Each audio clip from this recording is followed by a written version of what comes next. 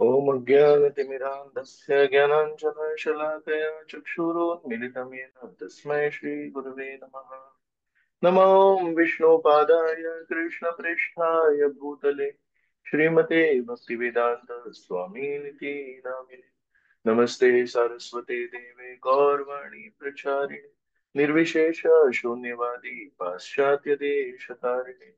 जय श्री कृष्ण चैतन्य प्रभु नित्यानंद श्री अद्वैत गदाधर श्रीवासदि गौर भक्त वृंद। हरे कृष्ण कृष्ण कृष्ण हरे हरे हरे राम राम राम हरे हरे। हरे कृष्ण सर्व भक्तांचं खूप खूप स्वागत।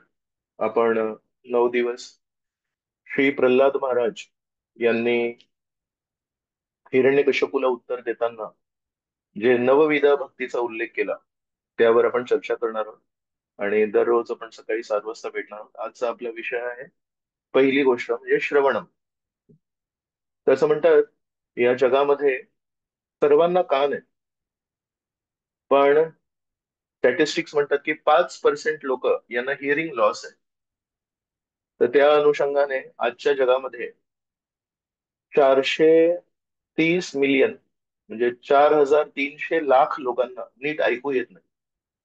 फक्त 95% लोक आहेत त्यांना छान ऐकायला येतं।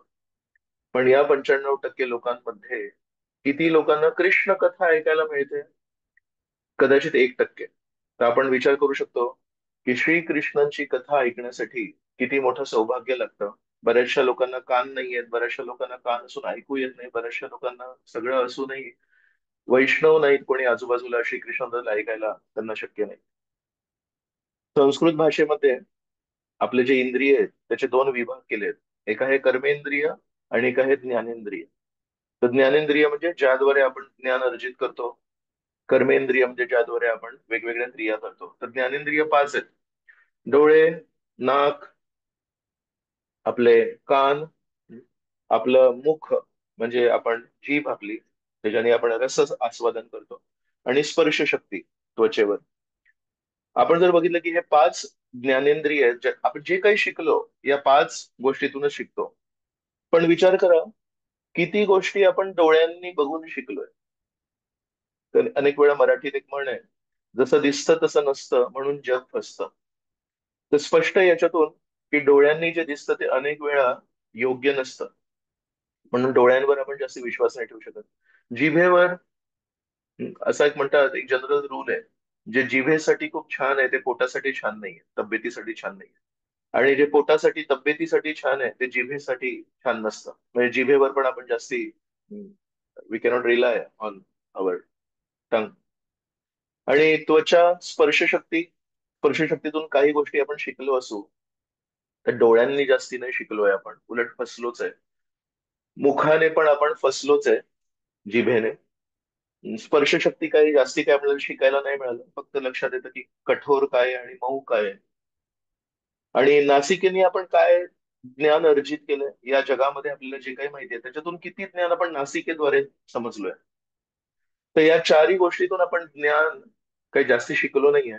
या जगामध्ये भौतिक गोष्टींबद्दल, आपल्या जीवनाबद्दल, आपल्या नातेवाईकांबद्दल, स्वतःबद्दल, शरीराबद्दल, मनाबद्दल, या समाजाबद्दल जे काही आपण आजपर्यंत शिकलोय, तुम्ही थोडा विचार करा, ते फक्त आपण श्रवणाने शिकलोय किंवा आपल्या कानाद्वारे शिकलोय। अर्थात आपले कान किती महत्वाचे आहेत। लहानपणी मला आठवतंय, मी झोपेतून जेव्हा उठायचो ते आईची एक हाक यायची म्हणून उठायचो। तर काही काळ आहे, समजा 8-9 तास तरी आपण म्हणू शकतो, आपले डोळे बंद असतात, नासिका आपल्या सुप्त असतात, आपली जीभ पण सुप्त असते, त्वचा स्पर्शशक्ती पण सुप्त असते, पण 24 तास आपले कान मोकळे असतात आणि कान नेहमी ओपन असतात। तर झोपेतून कोणाला उठवायचं असेल तर हाक मारायची। माझी मातृभाषा मी ऐकूनच शिकलो। या जगामध्ये चांगल्या गोष्टी काय आहेत ते माझ्या शिक्षकांकडून मी कानाने शिकलो। अर्थात बऱ्याच चुकीच्या गोष्टी मित्रांकडून ऐकूनही शिकलो।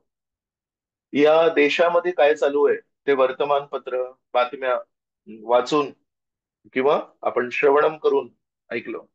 आणि जेव्हा इस्कॉन मध्ये आलो तेव्हा वेगवेगळ्या भक्तांकडून, श्रील प्रभुपादांकडून, त्यांच्या शिष्यांकडून ऐकून श्रीकृष्णांबद्दल शिकलो. म्हणून श्रवणाचा आपल्या जीवनामध्ये किती मोठा हात आहे. तरी पण एक बघा, लोकांची एक साधारण कंप्लेंट असते लहानपणी. मुलांची कंप्लेंट असते की आमचे आई बाबा आमचं ऐकत नाही. जेव्हा युवा अवस्था असते तेव्हा नेहमी त्यांचं म्हणणं असतं की अरे आमचे शिक्षक काय आमचं ऐकत नाही. लग्न झाल्यावर आपण म्हणतो, बायको किंवा बायको म्हणते की माझे पती काय माझं एवढं ऐकत नाही. जॉबला जेव्हा जातो तेव्हा म्हणतो बॉस आपलं काही ऐकत नाही. मोठे होतो तेव्हा आपण म्हणतो आमची मुलं आमची काही ऐकत नाहीत. आणि जेव्हा म्हातारे होतो तेव्हा कोणीच आपलं ऐकत नाही. तर ऍक्च्युली ऐकण्यावर आपण खूप अवलंबून आहोत. आणि कानाद्वारे आपण बहुतांश ज्ञान अर्जित केलंय. पण या जगाचा एक नियम आहे की साधारणपणे आपण एकमेकांचं ऐकत नाही.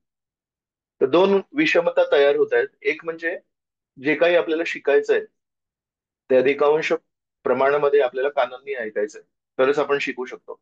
आणि दुसरी गोष्ट की आपल्याला दुसऱ्यांकडून ऐकायची क्षमता नाही, आपल्याला दुसऱ्यांकडून ऐकायची इच्छा नाही. तर या दोघांमध्ये समन्वय शोधायला लागेल. आणि तो आहे की आपण सगळ्यांकडून ऐकायची गरज नाहीये, पण योग्य अधिकृत गुरु शिष्य परंपरेमध्ये येणाऱ्या व्यक्तीकडून आपण ऐकायला पाहिजे. जो कोणी जे काही बोलतोय ते सगळंच काही आपल्यासाठी सुखकारक असतं असंही नाहीये.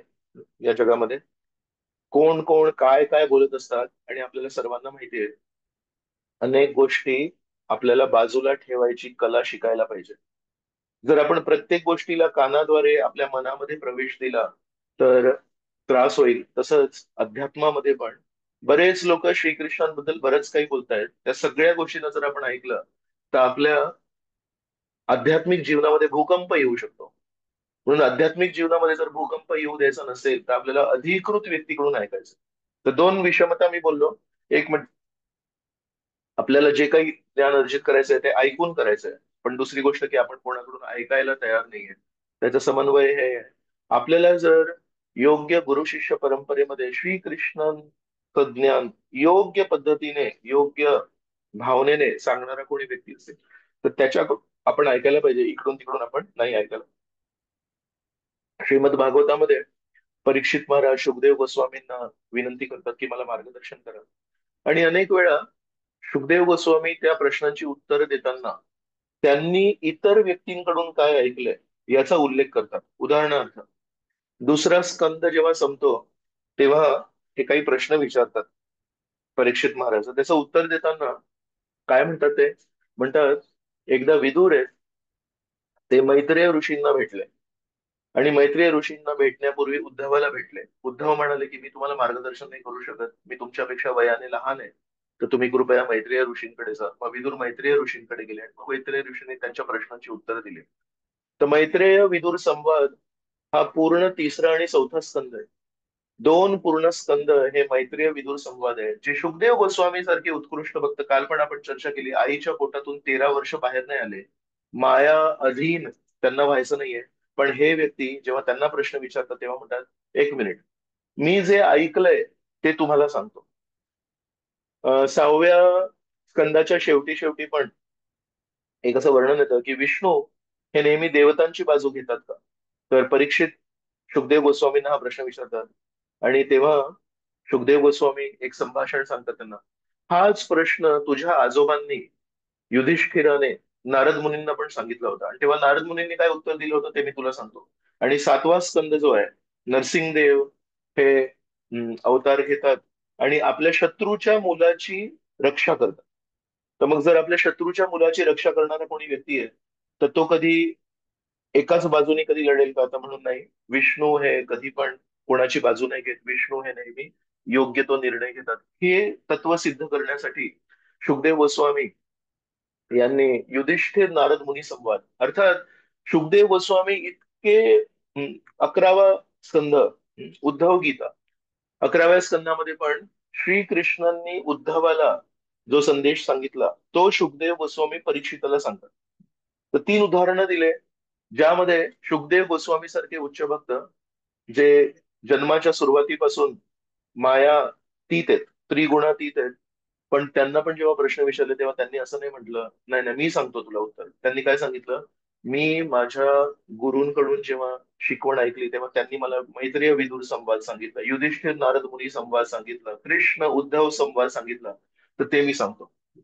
तर याच्यातून एक लक्षात येतं की जर आपण श्रवणम नाही केलंय तर आपण उत्तरं नाही देऊ शकत. म्हणून संस्कृत भाषेमध्ये एका विद्वान व्यक्तीचा एक शब्द आहे, त्याला संबोधलं जातं, त्याला बहुश्रुत. बहुश्रुत म्हणजे हा विद्वान व्यक्ती आहे, यांनी भरपूर श्रवण केलंय, यांनी भरपूर ऐकलंय. अनेक वेळा सूत गोस्वामी पण जेव्हा शौनकादी ऋषींना बोलतायत तेव्हा म्हणतात इति शुश्रुम. इति शुश्रुम म्हणजे असं मी ऐकलंय. तर मी गुरु शिष्य परंपरेत मध्ये जे ऐकलंय ते सांगतोय तुला. माझ्यामध्ये चुका असतील, माझ्या व्यक्तिगत काहीतरी सीमा मर्यादा असतील, पण मी जे बोलतोय त्याच्यामध्ये काही मर्यादा नाही आहेत आणि सीमा नाही आहेत. एक बृहद अरण्यक उपनिषद आहे. त्या बृहद अरण्यक उपनिषदामध्ये सांगितलंय की तीन गोष्टी सांगितल्या कशा प्रकारे आपण परमेश्वराला जाणू शकतो. पहिली गोष्ट सांगितलंय श्रोतव्यम. श्रोतव्यम म्हणजे ज्या व्यक्तीला आपण बघू शकत नाही, ज्या व्यक्तीला आपण स्पर्श करू शकत नाही, ज्या व्यक्तीला आपण नासिकेद्वारे त्याचा सुगंध घेऊ शकत नाही, ज्या गोष्टीला आपण चव नाही घेऊ शकत, त्या परमेश्वराला अधोक्षज म्हणतात. अधोक्षज म्हणजे अधकृत अक्षज ज्ञानम येनम. म्हणजे काय, या इंद्रियांनी जे काही ज्ञान मिळतं त्या ज्ञानाला परमेश्वर नेहमी खाली दाबतात. इंद्रियांनी प्राप्त ज्ञान हे परमेश्वराला आवडत नाही. परमेश्वर म्हणतात माझ्याबद्दल जर जाणायचं असेल तर इंद्रियांवर तुम्ही अवलंबून नाही राहू शकत. तुम्ही मला बघू शकत नाही, तुम्ही मला चव घेऊ शकत नाही, तुम्ही मला स्पर्श करू शकत नाही, तुम्ही माझा सुगंध घेऊ शकत नाही. तुम्ही समजणार कसे मला? तर म्हणून त्यासाठी फक्त एकच आहे, ज्यांनी श्रीकृष्णांना बघितलंय, ज्यांनी श्रीकृष्णांचा अनुभव घेतलाय त्यांच्याकडून श्रवण करेल. म्हणून बृहदारण्यक उपनिषदामध्ये सांगितलंय परमेश्वरला कसं जाणू शकतो. पहिलं श्रोतव्यम, आधी बसून ऐकायचं. दुसरी गोष्ट फक्त ऐकलो झालं विसरलो नाही. दुसरं आहे मंतव्यम. मंतव्य म्हणजे जे ऐकलंय त्याच्यावर आपण मनन केलं पाहिजे. आज मी काय ऐकलं. अनेक वेळा आपण जेव्हा श्रवण करतो त्यानंतर आपण विसरून जातो की आपण काय श्रवण केलंय. तर म्हणून काही प्रमाणात तरी महत्वाचे आपण नोट्स बनवायला पाहिजे.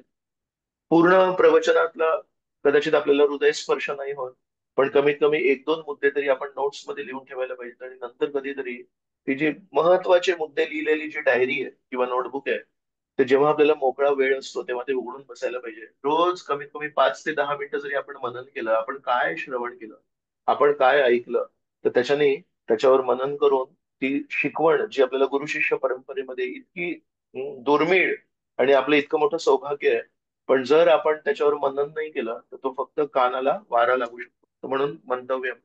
आणि नंतर तिसरी गोष्ट बृहदारण्यक उपनिषदामध्ये सांगितली आहे निधी ध्यासितव्यम. निधी ध्यासितव्यम म्हणजे जे मी ऐकलंय आणि जे मी मनन केलंय त्याला लहानशा प्रमाणात, कणभर प्रमाणात आपल्या जीवनामध्ये अवलंब करणे. जे सुखदेव गोस्वामींनी केलं ते आपण नाही करू शकत, जे परीक्षितांनी केलं ते आपण नाही करू शकत, पण कमीत कमी काही लहानशा प्रमाणात आपल्या जीवनामध्ये त्याला परिवर्तन करायला पाहिजे. आणि बृहद अरण्यक उपनिषद आपल्याला म्हणते अशा प्रकारे या तीन गोष्टी जर केल्या आपण तर आपल्याला परमेश्वर साध्य होतील. तर प्रश्न हा नाही आहे की आपण किती प्रमाणात हे करतोय, प्रश्न आहे की आपण किती प्रामाणिकपणे करतोय. तर म्हणून हे खूप महत्वाचं आहे. सूत गोस्वामी जे श्रीमद भागवतामध्ये येतात, ऍक्च्युली मूळ सूत गोस्वामी कोण होते? जे भागवत कथा ऐकवायला बसले होते, ते बलरामजी आले तिथे, तर त्यांचं नाव होतं रोमहर्षण सूत. रोमहर्षण सूत यांना बलरामजींनी जेव्हा बघितलं तेव्हा त्यांनी बलरामजींना नमस्कार नाही केला. तर बलरामजी म्हणतात तुला इतका गर्व आहे, तू एका आसनावर बसलायस पण तू तुझ्या गुरूंना नमस्कार नाही करणार. तर बलरामजीने त्यांना ठार मारलं, त्यांचा वध केला. आणि मग नंतर सर्व ऋषी मुनींनी म्हटलं की आम्ही तर यांना आशीर्वाद दिले होते, तुम्ही खूप खूप वर्ष जगा आणि आम्हाला खूप छान कथा करा, आणि तुम्ही यांना मारलं, आता काय करायचं? बलरामजी म्हणतात मी यांना पुन्हा जागृत करू शकतो. पण म्हणे, नाही नाही, पुन्हा जागृत नका करू, त्याच्यामध्ये चुकीचं आहे ते. तुम्ही ज्याला मारलं त्याला पुन्हा जागृत का करायचं? मग म्हणतात यांचा एक मुलगा आहे, त्या मुलाला तुम्ही आशीर्वाद द्या. मुलाला पण वडिलांचे प्रतिनिधी समजतात, तर त्यांना ही कथा करू द्या. आणि जे आशीर्वाद आम्ही वडिलांना दिले होते की तुम्ही खूप खूप जगा, लांब आयुष्य जगा, दीर्घायुषी व्हा आणि तुम्ही कथा करा, ते सर्व आशीर्वाद त्याच्या मुलाला ट्रान्सफर करा. तर त्यांचे जे मुलं आहेत सूत गोस्वामी, ते श्रीमद भागवताच्या पहिल्या स्कंदामध्ये बोलतायत. शुकदेव गोस्वामी 19व्या अध्यायामध्ये प्रवेश करतात, त्याच्या आधी जे काही बोलतायत ते सूत गोस्वामी बोलतायत. तर त्यांचं नाव काय आहे? वडिलांचं नाव आहे रोमहर्षण सूत. त्यांच्या या या सूत गोस्वामींचं नाव काय आहे? उग्राश्रव सूत. उग्र श्रव म्हणजे श्रवण, आणि उग्र म्हणजे उत्तेजित. नेहमी उग्र रूपात असतात नरसिंह, म्हणजे नेहमी उत्तेजित असतात. तर उग्राश्रव सूत म्हणजे हे जे सूत गोस्वामी होते, हे श्रवण करण्यासाठी नेहमी उत्तेजित होते. यांनी सूत गोस्वामींनी जेव्हा शुकदेव परीक्षित संवाद चालू होता, तेव्हा 7 दिवस 7 रात्र तिथे बसून श्रवण केलं होतं उग्राश्रव पद्धतीने. आणि म्हणून या सूत गोस्वामींना 80 80,000 साधू नैमिषारण्यमध्ये बसले होते. आणि 80,000 साधूंमध्ये चर्चा चालू होती की जीवनाचा ध्येय काय आहे. आणि जेव्हा तिथे सूत गोस्वामी आले, तेव्हा या 80,000 साधूंनी निश्चय केला, आपल्या 80,000 लोकांमध्ये 80,000 मतभेद आहेत, पण या 80,000 मतभेदांचा जर आपल्याला समन्वय करायचा असेल तर एकच व्यक्ती आहे, उग्राश्रव सूत. त्यांनी उत्तेजितपणे श्रवण केलंय. तर म्हणून श्रवण करण्याला खूप महत्व आहे. एका श्लोकामध्ये सूत गोस्वामींना विनंती करतायत सगळे शौनकादी ऋषी, आणि ते म्हणतात, वयम तू न वितृप्याम उत्तम श्लोक विक्रमे यत् शृण्वताम रसज्ञानम स्वादू स्वादू पदे पदे. तर म्हणतात, आम्हाला ना तुम्ही बोलताय, आम्हाला वयम तू न वितृप्याम, आमची तृप्तीच होत नाही. उत्तम श्लोक विक्रमे, श्रीकृष्णांच्या बद्दल कथा अजून करा, अजून करा. यद श्रीणवताम रसज्ञानम, जेवढा आम्ही ऐकतो तेवढा रस आस्वादन करतोय. स्वादू स्वादू पदे पदे, काय स्वाद आहे या कृष्ण कथेमध्ये. तर अशा प्रकारे सूत गोस्वामी जे बोलताय त्याच्यामध्ये रस आहे. सूत गोस्वामी जे बोलताय त्याच्यामध्ये टेस्ट आहे. का टेस्ट आहे? कारण उग्र श्रव श्रुत आहेत म्हणून. जेव्हा शुकदेव गोस्वामी 10वा स्कंद कृष्णलीला सुरू करतात, तेव्हा पूतनेला मारतात श्रीकृष्ण. आणि त्याच्यानंतर जो दुसरा अध्याय आहे, हा अध्याय क्रमांक 7, 6व्या अध्यायामध्ये पूतनावध आहे. आणि 7व्या अध्यायाच्या सुरुवातीला परीक्षित महाराजाने पूतनावध ऐकला. आणि त्याच्यानंतर श्रीकृष्णांबद्दल अजून त्यांना कथा ऐकायची आहे. तर तेव्हा शुकदेव गोस्वामींना विनंती करतात, आणि त्या एका श्लोकामध्ये श्रवण क्रियेचे 4 फायदे आपल्याला समजतात. त्या खूप सुंदर श्लोक आहे हा. त्याच्यामध्ये परीक्षित महाराज म्हणतात, यद शृण्वतो अपैति अरतिर्वितृष्ण तत्वं च शुध्यति अचिरेण पुंस भक्तिं हरौ तत्पुरुषे च सख्यं तदेव हारं वद मन्यसे चेत्. तर पहिली गोष्ट म्हणतात, यद शृण्वतो अपैति अरतिर्वितृष्ण. या जगामध्ये भौतिक गोष्टींप्रती खूप रती आहे, खूप आकर्षण आहे, तहान लागली आहे. पण परमेश्वराची कथा ऐकण्यासाठी अरती आहे. तर म्हणतात पहिला फायदा, जेव्हा आपण कृष्ण कथेमध्ये जाऊन बसतो, तर आपली जी काही श्रीकृष्णांप्रती अनासक्ती निर्माण झाली आहे चुकीची, या शृण्वतो अपैती अरतीर, जी अरती आहे ती निघून जाते. मग सत्वमच्या शुद्धती, आपलं जे अस्तित्व आहे ते शुद्ध होतं, आपले विचार शुद्ध होतात. आपली विचारसरणी शुद्ध होते, आपला दृष्टिकोन शुद्ध होतो, आपलं बोलणं शुद्ध होतं. सत्वमची शुद्धती. अचिरेण पुंसा, अचिरेण खूप लवकर लक्षात येतं की अरे माझं शुद्धीकरण झालंय. भक्तिम हरव, परमेश्वराप्रती सेवा करण्याची भावना निर्माण होते. तत्पुरुषेच सख्यम, भक्तिम हरव तत्पुरुषेच सख्यम. तत्पुरुषेच सख्यम म्हणजे श्रीकृष्णांना प्रिय जे जे लोक आहेत त्यांच्या प्रती साख्य भाव निर्माण होतो, त्यांच्या प्रती मैत्रीची भावना निर्माण होते. आणि नंतर म्हणतात, तदेव हारम वद मन्यसे चेत. तदेव हारम म्हणतात, कृष्ण कथा आहे ना, ही एक सुंदर गळ्यात टाकण्याची माळा आहे. तर पुष्पमाळा असते, पुष्पमाळा जेव्हा आपण कोणाच्या गळ्यात टाकतो, तर ती पुष्पमाळा इतकी सुंदर असते, त्याच्यामुळे त्या व्यक्तीचा गळा, त्या व्यक्तीचा जो हा वक्षस्थल आहे तो सुंदर होतो, तो व्यक्ती सुंदर दिसतो. तर म्हणतात, तदेव हारम, कृष्ण कथेच्या सुंदर शब्दांचा हार जर तुम्ही माझ्या गळ्यात टाकला तर मी पण सुंदर होईल. म्हणून आजपर्यंत कोणी व्यक्ती नाही आहे ज्यांनी कृष्ण कथा ऐकली आहे आणि तो सुंदर नाही झाला. तर परीक्षित महाराज म्हणतात, कृष्ण कथा ऐकून हे 4 फायदे होतात. आणि 5वा फायदा आहे की तो जो व्यक्ती आहे तो आकर्षक होतो, तो व्यक्ती सुंदर होतो. तदेव हारम वदमन्यसेच. श्रवणाचे काही स्तर आहेत. काय स्तर आहेत? पहिला जो स्तर आहे तो आहे की आपल्याला जेव्हा काहीतरी रोचक, रोचक म्हणजे आकर्षक किंवा काहीतरी इंटरेस्टिंग, तर सुरुवातीचा स्तर असतो, आपण तेच लेक्चर ऐकणार, आपण तेच प्रवचन ऐकणार ज्याच्यामध्ये काहीतरी नवीन माहिती मिळते. तर सुरुवातीला आपल्याला गीता पण माहिती नसते, तर गीतेतले कुठले श्लोक आहेत, श्रीकृष्णाने अर्जुनाला असं का म्हटलं, अर्जुनाने हा प्रश्न का विचारला, ते खूप इंटरेस्टिंग वाटतं. पण काही दिवसानंतर आता सगळं माहिती आहे. श्रीकृष्णाने कुठे प्रश्न विचारले, अर्जुनाने कुठे प्रश्न विचारले, काय उत्तर दिले. त्याच्यानंतर भगवद्गीता आपल्याला बोरिंग वाटते. मग भक्त म्हणतात, प्रभूजी मला भागवतम ऐकायचं. तर भागवतम का ऐकायचंय? भागवतम ऐकण्यासाठी श्रीकृष्णांप्रती जे आकर्षण लागतं ते नाहीये. पण आता भगवद्गीतेप्रती काय म्हणतात त्याला, अं, अं, कालचं शिळ अन्न असतं ना, मनामध्ये भगवद्गीतेप्रती शिळ्या अन्नाची भावना निर्माण झाली आहे. आता हे शिळं अन्न झालं, आता किती वेळा खायची भगवद्गीता म्हणून. तर आपल्याला नेहमी स्वतःचं आत्मपरीक्षण करायला पाहिजे. आपल्याला जेव्हा पुस्तक नवीन ऐकायचं असेल, त्याच्यामध्ये त्या व्यक्तीप्रती आकर्षणासाठी वाचायचं आहे, की जे पुस्तकं आपण वाचले आहेत आणि जे श्रवण आपण केलंय त्याला आपण शिळ अन्न म्हणून बघतोय, आणि म्हणून त्याच्याप्रती आकर्षण नाहीये म्हणून आपण बघतोय. हम्म. तर म्हणून पहिली एक स्टेज असते की काहीतरी नवीन नवीन ऐकायचं. ध्रुव महाराजांची कथा आता झाली, 2-3 वेळा ऐकली, आता अजून नका ऐकू. आणि जेव्हा आपण ऐकतो कोणाकडून, तेव्हा असं वाटतं, माहिती आहे, याच्या सावत्र आईचं नाव सुरुची, याच्या स्वतःच्या आईचं नाव सुनीती, याच्या वडिलांचं नाव उत्तानपाद, याच्या सावत्र भावाचं नाव उत्तम. तर हे सगळं मला माहिती आहे. नवीन काहीतरी सांगा, तर नवीन काय आहे माहितीये? नवीन आहे अनुभव. नवीन आहे त्याचा रस आस्वादन करणं, त्या व्यक्तीच्या मानसिकतेमध्ये प्रवेश करणं. त्याला म्हणतात श्रीमद भागवतमचं कथा आस्वादन करणं.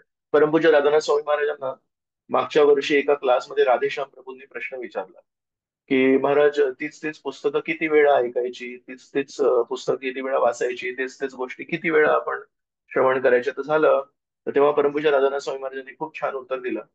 म्हणाले, Haridas Thakur was chanting Hare Krishna every day. Srila Haridas Thakur हे रोज 192 माळा करायचे. पण महाराजांनी म्हटलं, he was not chanting Hare Krishna, he was taking the association of the holy name. तर पहिल्यांदा मी हा दृष्टिकोन ऐकला आणि त्याच्यातून एक लक्षात आलं की काय म्हणतात. महाराज म्हणतात, ते जप नव्हते करत, ते पवित्र हरिनामाचा सत्संग करत होते. तर विचार करा, एक कोणी जिवंत व्यक्ती आहेत आपल्याच नात्यातले, आई वडील बहीण भाऊ म्हणा, जे आपल्याला खूप प्रिय आहेत. आज जर ते आपल्याला भेटायला आले तर आपल्याला खूप छान वाटेल, अरे वा माझी बहीण आली मला भेटायला. आणि उद्या तीच बहीण जेव्हा पुन्हा आपल्याला भेटायला येईल, तेव्हा आपण म्हणतो का, नाही एकदा भेटली स्वतः झालं, आयुष्यभराचं झालं आपलं काम? नाही. आपण प्रिय व्यक्तीचा संग करतो. का? काल माझ्या प्रिय बहिणीने, काल माझ्या प्रिय भावाने, काल माझ्या आईने मला खूप छान छान काहीतरी चांगले प्रेम दिलं, चांगले विचार दिले. आज नवीन काहीतरी विचार देईल तीच आई, तीच बहीण, तोच भाऊ, तेच मुलं आपले, तेच पत्नी, तेच पती. तर म्हणून महाराजांनी जेव्हा ते बोलले, Haridas Thakur was not chanting Hare Krishna, Haridas Thakur was taking the association of the holy name. मग लक्षात आलं. मग महाराजांनी त्याच्यावर थोडंसं अजून विश्लेषण केलं की आपण जेव्हा हरिकथा ऐकतोय तेव्हा आपण गोष्टी नाही ऐकत आहे, आपण श्रीकृष्णांचा ध्वनी रूपामध्ये सत्संग करतोय. जेव्हा आपण योग्य व्यक्ती गुरु शिष्य परंपरेमध्ये योग्य भावनेने, श्रीकृष्णांच्या सेवा भावनेने जेव्हा कथा करतायत, त्यामध्ये श्रीकृष्ण उपस्थित आहेत, त्या कथेमध्ये श्रीकृष्णाचं अस्तित्व आहे. आणि जेव्हा कोणी व्यक्ती स्वतःच बुद्धिमत्ता, स्वतःची हुशारी दाखवण्यासाठी जेव्हा कृष्ण कथा करतायत, श्रीकृष्ण त्या कथेमधून निघून जातात, त्याच्यामध्ये श्रीकृष्ण करतात. म्हणून जेव्हा योग्य व्यक्ती कथा करत असतात तेव्हा जर आपण थोडेसे आपले मनाचे दरवाजे उघडले तर एक लक्षात येतं, या कथेमध्ये श्रीकृष्णाचं अस्तित्व आहे, ती कथा आपल्याला बोरिंग नाही वाटत. तर म्हणून खूप महत्वाचं आहे हे, आपण इन्फॉर्मेशन नाही ऐकायची, आपण माहिती नाही ऐकाय, याचे वडील हे, याची आई हे. आपल्याला प्रत्येक भागवताच्या प्रवचनामध्ये श्रीकृष्णांचा स्पर्श होऊ शकतो, श्रीकृष्णांचा सत्संग होऊ शकतो.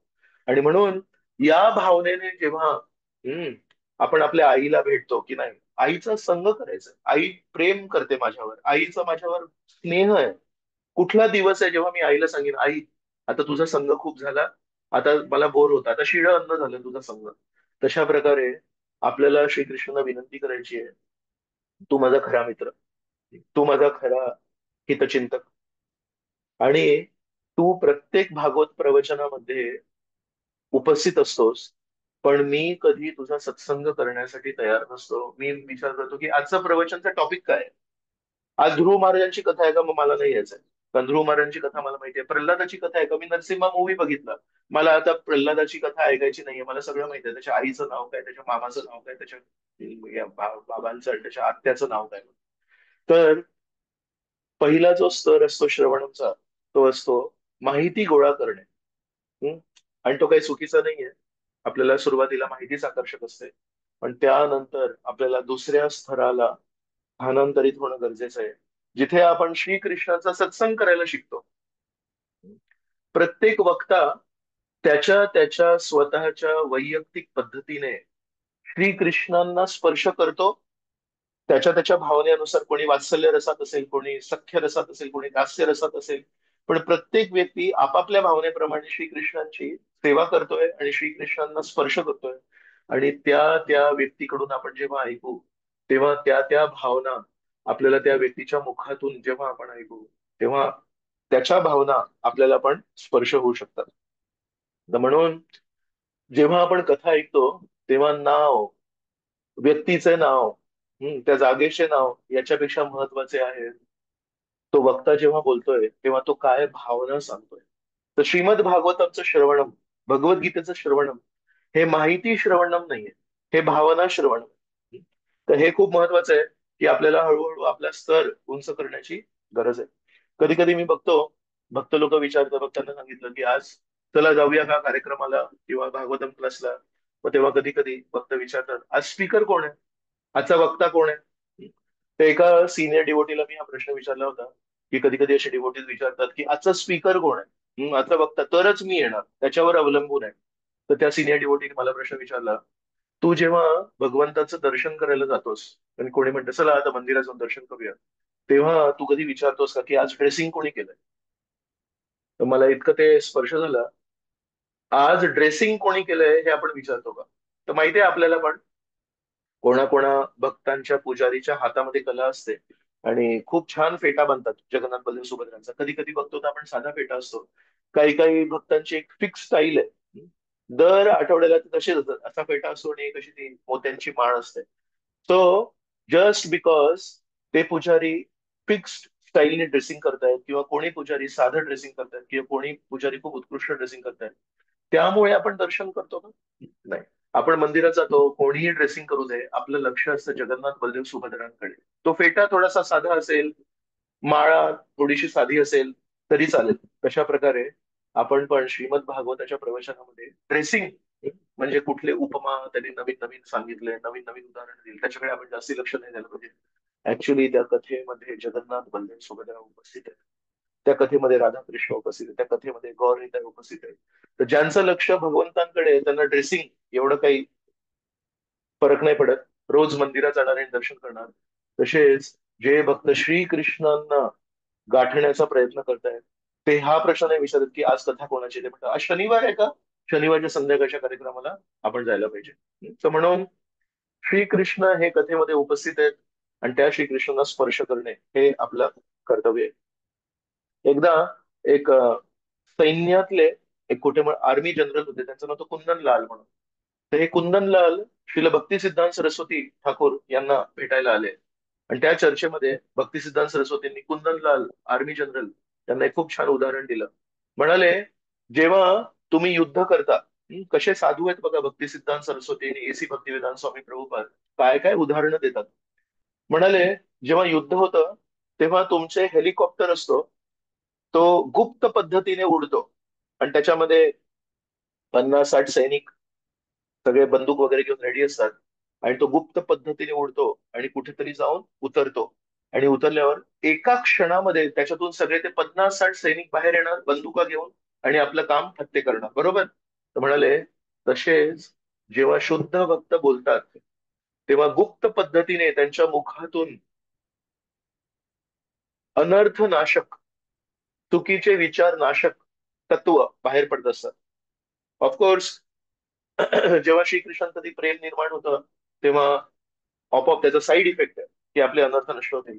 पण भक्ती सिद्धांत सरस्वतींनी तेव्हा बोलताना म्हणाले, ज्या प्रकारे गुप्त हेलिकॉप्टर उडतो, तो कोणाला दिसत नाही आणि त्याच्यातून अचानक सैनिक बाहेर पडतात आणि ते शत्रूला ठार मारतात, तशाच प्रकारे जेव्हा शुद्ध भक्त बोलतात आपल्याला लक्षातही येत नाही, कधी त्यांच्या शब्दातून, कधी त्यांच्या वाणीतून शुद्ध विचार बाहेर पडले, त्यांचं श्रीकृष्णांप्रती जे प्रेम आहे ते त्याच्यातून बाहेर पडतं आणि आपल्या हृदयातले कल्मश ठार होतात, गुप्त पद्धतीने ठार होतात. तर श्रील भक्ती सिद्धांत सरस्वतींचा एक फेवरेट श्लोक होता, हा आहे स्कंद क्रमांक 11, अध्याय क्रमांक 26 आणि श्लोक क्रमांक 26. याला नेहमी भक्तिसिद्धांत सरस्वती बोलायचे, म्हणायचे, ततो दुस्संगम उत्सृज्य सत्सु सज्जेत बुद्धिमान संत एवासे छिंदंती मनोव्यासंगम उक्तीभी. त्याच्या म्हणणे म्हणतात की ततो दुस्संगम उत्सृज्य, म्हणून प्रत्येक क्षणोक्षणी माणसाने विचार करायला पाहिजे, वाईट संगत सोडायला पाहिजे. सत्सु सज्जेत बुद्धिमान, बुद्धिमान व्यक्तीने वाईट गोष्टी, वाईट सत्संग, वाईट संग सोडून द्यायला पाहिजे. तर तो दुःसंगम उत्सृज्य सत्सु सज्जेत बुद्धिमान, सत्संगाला नेहमी धरायला पाहिजे. आणि संत एवासे छिंदंती, जेव्हा संत बोलतात, जेव्हा शुद्ध भक्त बोलतात छिंदंती, तेव्हा मनोव्यासंगम उक्तीभी, मनोव्यासंगम, मनामध्ये जे काही वाईट गोष्टी आहेत ते छिंदंती, कशामुळे? उक्तीभी, उक्तीभी म्हणजे त्यांच्या तोंडातून जे शब्द बाहेर पडतात. अशा प्रकारे कधी पण भक्ती सिद्धांत सरस्वती कोणाला भेटायचे तर नेहमी हा श्लोक बोलायचे आणि नेहमी त्या लोकांना विनंती करायचे की आपण नेहमी श्रवण करण्यासाठी आतुर पाहिजे. श्रवण केल्याने माहिती पण मिळते, पण श्रवण केल्याने आपल्या हृदयातले अनर्थ अदृश्यपणे, गुप्तपणे नष्ट पण होतात. तर आज आपण अर्धा तास याच्यावर चर्चा केली. पुढे कधी आपल्याला वेळ मिळाला तर आपण अजून चर्चा करूया. श्रवणम किती महत्वाचं आहे याच्यासाठी एक शेवटचं मला मनात जो विचार आला तो सांगतो, की एसी भक्तिवेदांत स्वामी प्रभुपाद जेव्हा आपल्या गुरुबंधूंसोबत एकदा भक्ती सिद्धांत सरस्वतींच्या वृंदावन वृंदावन यात्रेला गेले होते, तेव्हा कोशी म्हणून एक जागा आहे, तिथे शेषशाही विष्णूंचं मंदिर आहे. आणि अनाउन्समेंट झाली भक्ती सिद्धांत सरस्वतींबद्दल, आयोजकांनी केली की आज संध्याकाळी गुरु महाराज प्रवचन देणार आहेत, पण ज्यांना धाम दर्शन करायचंय त्यांच्यासाठी आपण शेषशाही विष्णूला जाणार आहोत म्हणून. तर बरेचसे लोक शेषशाही विष्णूला गेले, 20-25 लोक मागे थांबले आणि त्याच्यामध्ये अभय बाबू पण बसले होते. तर भक्ती सिद्धांत सरस्वतीने ते बघितलं की अधिकांश लोक गेले होते, तेव्हा अभय बाबू तिथेच बसले होते. तर अभय बाबूच्या शेजारी एक माणूस बसला होता कोणतरी, आणि अभय बाबू हे भक्ती सिद्धांत सरस्वतींचं प्रवचन ऐकत होते. आणि अभय बाबू नंतर आपल्या शिष्यांना म्हणतात, मी विचार करत होतो माझ्या डोळ्यांनी काय दिसणार आहे मला, पण जर मी गुरु महाराजांचे प्रवचन ऐकले तर त्याच्यातून मला योग्य दर्शन होईल, म्हणून म्हणून मी थांबलो. तर छान लेक्चर ऐकत होते, तर त्यांच्या शेजारी एक माणूस बसला होता. त्यांनी अभय बाबूंचा हात स्पर्श केला आणि त्याला काहीतरी बोलायचं होतं. आता काय करणार आपण, शेजारी माणूस जर आपल्याला स्पर्श करतोय तर अभय बाबूने थोडंसं बाजूला बघितलं आणि त्या माणसाने काहीतरी बोललं. प्रभुपादांना बोलायचं नव्हतं, प्रभुपादांना ऐकावं लागलं, त्या माणसाने काहीतरी बोललं. तर भक्ती सिद्धांत सरस्वती समोर बसले होते. भक्ती सिद्धांत सरस्वती प्रवचनाच्या मध्ये जोरात बोलले, इंग्लिश मध्ये बोलले, ते मी आधी सांगतो नंतर मराठीत पण बोलले. बाबू, do you think you have purchase me with your ₹2 donation? म्हणाले, अरे तुला काय वाटतं, ₹2 तुम्हाला डोनेशन दिलंय त्याच्याने तू मला विकत घेतलास काय? मी जेव्हा कथा करतोय तेव्हा तुला बोलायची इच्छा होते. अभय बाबू, प्रभुपाद आपल्या शिष्यांना म्हणतात, मी जेव्हा ते ऐकलं, म्हणाले आय फ्रोज, मी स्तब्ध झालो. म्हणाले त्या दिवशी मला कळलं गुरु महाराजांना प्रवचनाच्या मध्ये बोलण्याला आवडत नाही. आणि म्हणाले त्या दिवशीपासून मी ठरवलं की प्रवचनामध्ये मी कधी कोणाशी बोलणार नाही. आणि प्रभुपादांनी त्यानंतर एसी भक्त श्रील भक्ती सिद्धांत सरस्वतींचे सर्व प्रवचन ऐकले, लक्षपूर्वक ऐकले, कधी कोणाच्या बोलण्याकडे लक्ष नाही दिलं वगैरे. आणि जेव्हा 1922 मध्ये जेव्हा त्यांची दीक्षा झाली, तेव्हा एक अतुलानंद ब्रह्मचारी होते. अतुलानंद ब्रह्मचारींनी भक्ती सिद्धांत सरस्वतींना ओळख करून दिली, हे अभय बाबू आहेत. तर तेव्हा भक्ती सिद्धांत सरस्वती म्हणाले, हो मला माहिती आहे, याला श्रवण करायला खूप आवडतं म्हणून मी याला दीक्षा देणार. तर अभय बाबू म्हणतात, त्यांना माझी ओळख माहिती होती की मला श्रवण करायला खूप आवडतं. आणि म्हणून गुरु महाराजांनी मला कृपा दिली. आणि म्हणून आज जो मी काही प्रचार करतोय ते त्याच्यामुळे करतोय. तर प्रभुपाद नेहमी म्हणायचे, जो श्रवण चांगला करतो तो चांगला प्रचार करू शकतो. तर म्हणून जर एसी भक्तिवेदांत स्वामी प्रभुपादांनी श्रवण नसतं चांगलं केलं तर कदाचित आज आपल्याकडे ही परिस्थिती नसती. आज पूर्ण जगाचं सौभाग्य उजेडलंय. पूर्ण जगामध्ये आज हरिनामाचा गजर आहे. आणि त्यासाठी ती गोष्ट आहे की जेव्हा अभय बाबू ऐकत होते तेव्हा दुसऱ्या माणसाने जेव्हा त्यांना स्पर्श केला तेव्हा भक्तिसिद्धांत सरस्वती म्हटलं, तुझ्या 2 रुपयाच्या डोनेशनने तुम्हाला विकत घेतलंस का म्हणून. आणि ती गोष्ट अभय बाबूंच्या हृदयामध्ये स्पर्श करून बसली. आणि म्हणाले गुरु महाराजांना श्रवण केलेलं आवडतं. आणि त्यानंतर त्यांच्या हृदयामध्ये जो परिवर्तन झालं ते आज आपण बघतोय. तर म्हणून श्रवणाबद्दल आपण भरपूर चर्चा करू शकतो. आजची चर्चा आपण इथेच थांबूया. खूप खूप धन्यवाद. हरे कृष्णा. जय श्री प्रभुपाद की जय. अनंत कोटी वैष्णव हरी बोल. की जय. हरे कृष्णा. बोल. येस प्रभू. हरे. थँक्यू प्रभूजी, खूप छान श्रवणाबद्दल सांगितले. प्रश्न विचारू का माझी वेळ असला तर? हो हो विचार. प्रभूजी, आपण बऱ्याच वेळा असं अनऑथेंटिकेटेड काही वाचण्यात येतं किंवा ऐकण्यात येतं की ज्यात भगवंताचं ग्लोरिफिकेशन असतं, पण त्या जो सांगणारा असतो की लिहिणारा असतो तो एवढा परंपरेत नसतो किंवा तो एवढा भक्त पण नसतो, पण त्यांनी भगवंताचं ग्लोरिफिकेशन करून त्याचे जे काही सामाजिक किंवा काही उद्देश असते ते यांच्यापर्यंत पोहोचवण्याचा प्रयत्न करत असतो तो रीडर किंवा स्पीकर. तर अशा वाचण्याने आणि ऐकण्याने आपल्या ह्याच्यावर काय परिणाम होऊ शकतो? हम्म. तो थँक्यू.